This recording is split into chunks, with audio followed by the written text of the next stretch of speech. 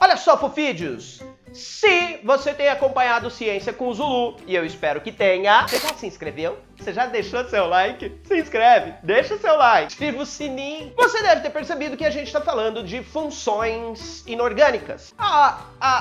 O nosso bate-papo passado, no vídeo anterior, falávamos da função ácido. Cheguei a comentar de alguns comportamentos dos ácidos importantes. O Zulu não falou naquele vídeo, mas o Zulu está falando agora. É importante você lembrar que os ácidos, eles também vão reagir, geralmente com bases, geralmente com metais, geralmente com alguns carbonatos. Olha que importante, quando eu falei dos ácidos lá atrás e não comentei, e agora é importante eu colocar isso para você, os ácidos, eles reagem com metais, liberando hidrogênio. Geralmente, eles causam a corrosão do metal e eles vão liberar hidrogênio. E quando eu reajo esses ácidos com carbonatos, ocorre a liberação de gases. Você já deve ter visto, de repente, quando a gente tem lá alguém fazendo limpeza de pedras e o cara usa ácido muriático, que é o ácido clorídrico. E aí você percebe que fica uma efervescência, bolhas e tal. Aquela é a ação do ácido em uma rocha carbonática.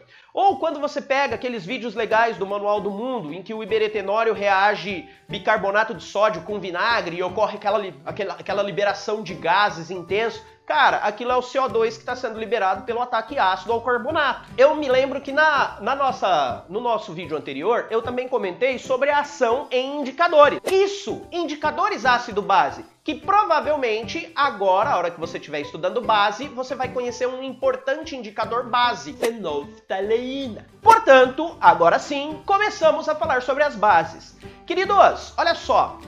Ao oposto do ácido, nós temos as bases. E essas bases, diferente dos ácidos, elas terão um comportamento ou um sabor adstringente. Cara, pelo amor de Deus, você não vai me colocar bases na boca.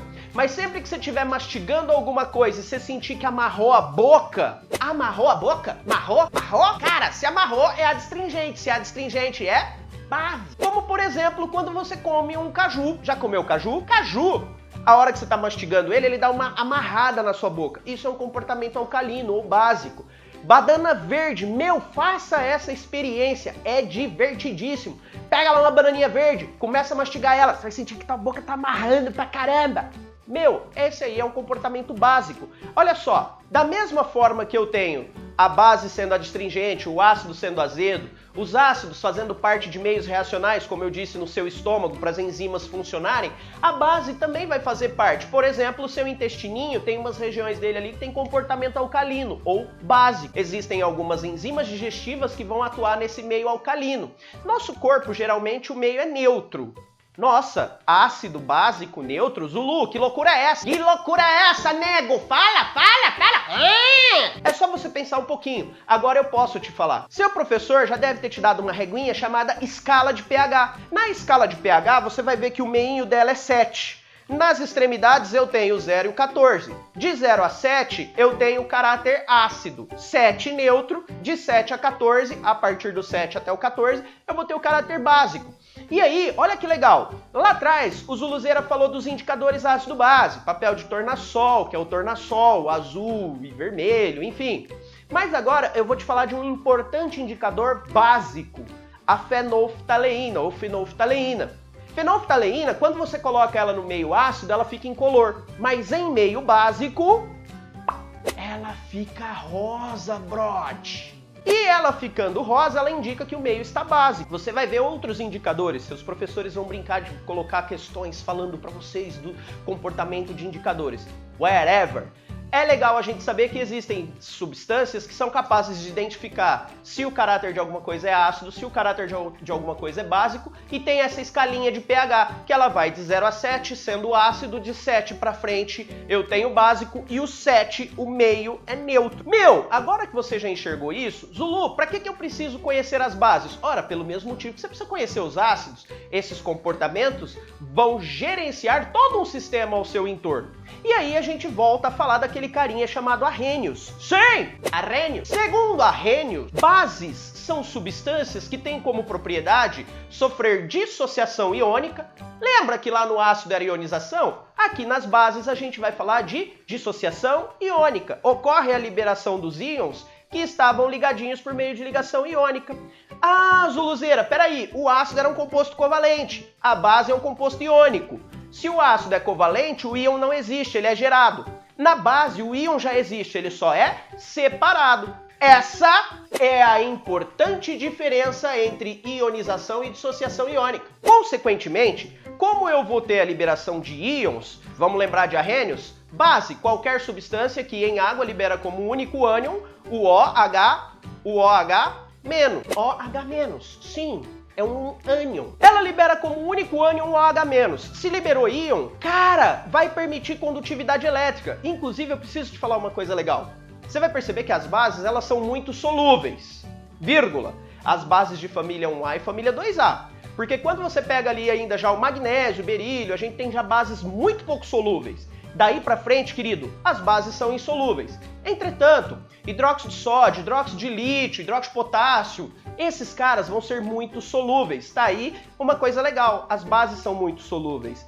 E se elas são muito solúveis, eu vou ter bastante íon. Se eu vou ter bastante íon, cara, bases em água são bons condutores de corrente desde que ela esteja dissolvida ou solubilizada. Dito isso, agora que você já enxergou tudo isso, lembre-se, as bases elas também podem reagir de modo a ter características específicas, como a gente falou dos ácidos, como eu falei dos ácidos lá no comecinho.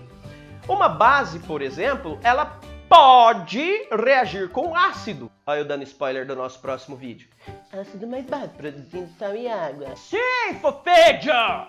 Quando uma base reage com ácido, a gente vai ter um produto característico.